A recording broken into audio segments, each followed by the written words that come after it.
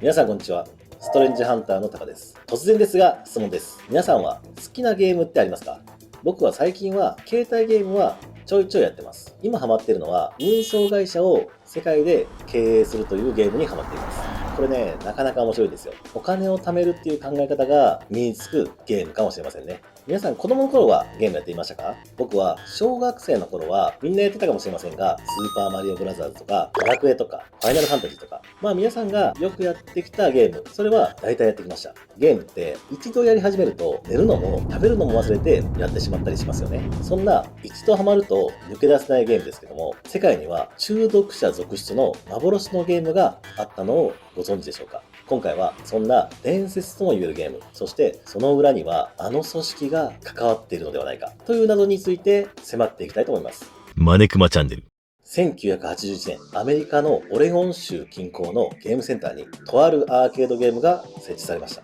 その名もポリビアス。こちらのゲーム、置かれてから間もなく大人気となって、人々は行列をなし、プレイする順番をめぐって喧嘩が発生するほどだったそうです。そんなポリビアスですが、非常に中毒性が高く、一度遊んだ人は何度もプレイしたいという衝動に駆られたり、はたまた激しい発作が起きたり、記憶喪失に陥ったり、不眠症や幻覚が見えたりなど、人々の体に様々な異変をもたらしました。そんなこともあって、わずか1ヶ月とも経つにその姿を消したんです。設置された時には、たびたび黒服の男たちが目撃されていました。こんな黒服の男たちが回収をしていたのは、ゲームにつぎ込まれたお金ではなく、中に入っているデータだったんです。データ。何のデータでしょうか？なんと、ポリビアスをプレイする人々の行動や思考をデータとして記録し、それを持ち帰っていたんです。そして、そのゲームが情報収集マシンだったのではないかと言われているんです。でも、ゲームする人の情報収集って一体何のためにと思うじゃないですか。それが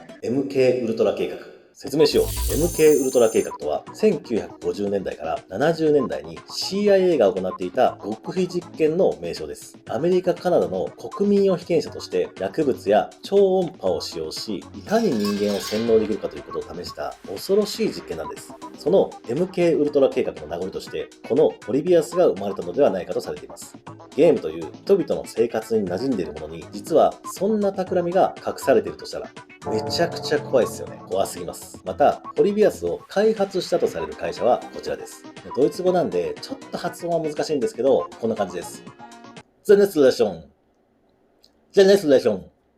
ゼネスレション。ゼネスレション。こんな感じの発音ですね。この社名を訳すと、感覚の削除、感覚の剥奪、心の消去なんて言葉が出てきます。怖いっすよね。怖すぎて9時間程度しか寝れないでしょう。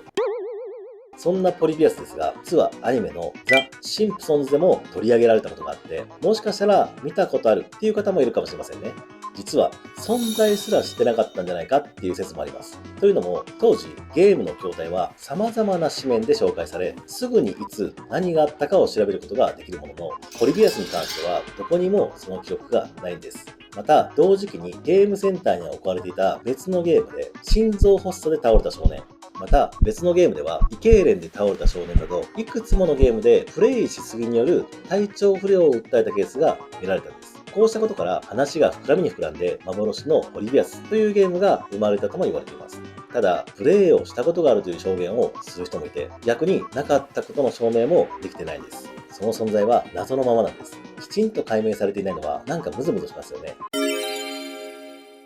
さて、ポリビアスは都市伝説として語られていますが、ここ数年の間に全世界で人気を博したゲームといえば何でしょうか？そうですね。そ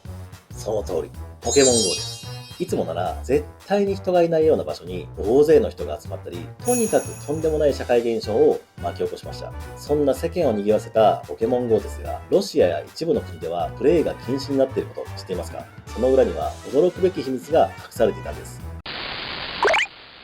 実はポケモン GO もポリビアスの開発に関わったとされる CIA の存在が見え隠れしているんです。またタカちゃんデタラメ言ってるんちゃうのっていう声も聞こえてきますが、適当に CIA って言っとけばすごいってみんな思うじゃない。いや、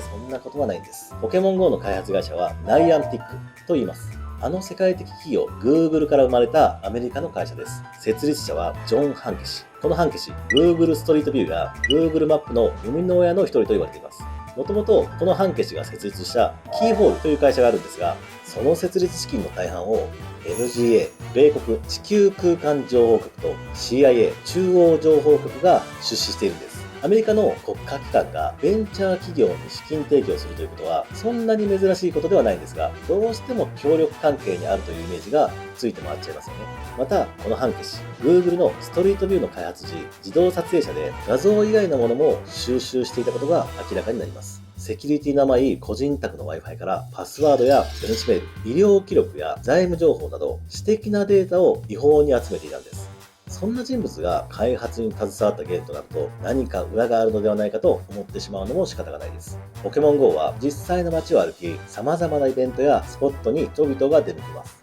そしてプレイする際には位置情報とカメラをオンにしておかなければならない。その情報はナイアンティックに収集、提供されるんです。そんな会社が国家機関ともしつながっていたとしたら、構造をもっと詳しく知りたいと考えた施設に希少なキャラを置いておけば、意識せずともゲームのプレイヤーはここに集まってきます。その貴重な情報がいとも簡単に手に入ってしまうのではないでしょうか。プレイヤーは貴重なキャラがいると知れば、ちょっと無理してでも入っちゃダメなとこに入ってしまったりもしますよね。こんなことが危惧されることから、複数の国や地域ではポケモン GO のプレイが禁止となったんです。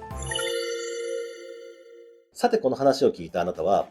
全くのデタラメだと言えなくなったのではないでしょうか。皆さんが何気なくやっているゲームやアプリから知らず知らずのうちに情報が抜き取られてとんでもない役割を果たしているとしたら、これはただの噂話で終わらせてはいけないのではないでしょうか。よければあなたの考えもコメント欄で教えてくださいね。それでは今回もご視聴いただきありがとうございました。米国地球間情報局。米国地球間造幣局じゃない。米国地球間情報局。